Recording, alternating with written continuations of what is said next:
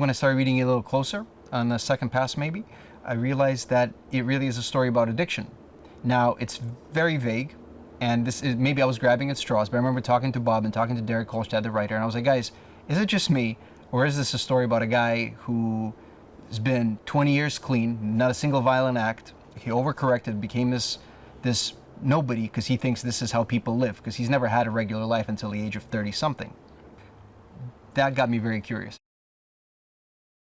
It's about an unhappy man rediscovering and accepting himself in a much more violent form, who stops running and embraces his very dark self. He's an anti-hero, and it's always been a film to me about an anti-hero who, we're masquerading it as a dude who, it's a fantasy for the suburban dad. And for some people, they will only see that level of it, and they won't see the subtext, and that's fine. But everything that happens through the film, like I said earlier, is because Hutch makes the wrong choices. They're the right choices for him. They're the not right choices for his family, for his well-being, etc. You see, wonderful thing with Bob is that, you know, apart from being a great actor and a great human being, and a writer, which is not an odd, but it's a rather a rare combination. But you point the camera at Bob, and you see that their gears turning.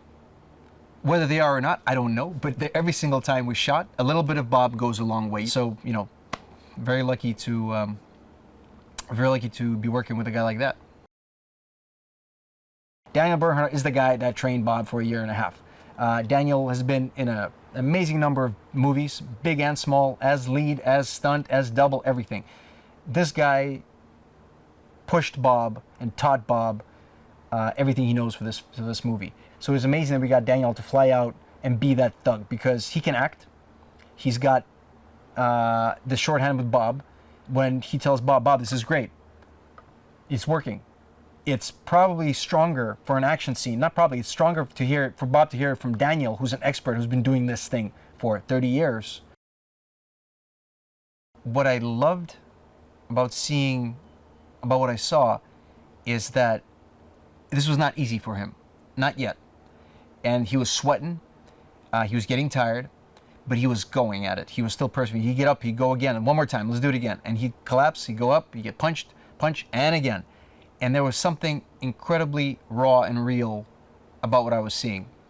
And I'm not exaggerating in the slightest. It really was, I came out of that 8711 building going, I hope we get to make it, because this is, I would want to see this as an audience member first and foremost. Because the first thing you want to do if you're considering any project, whatever it is like, do I want to see it? Would I pay money to see it? Would I be excited to see it?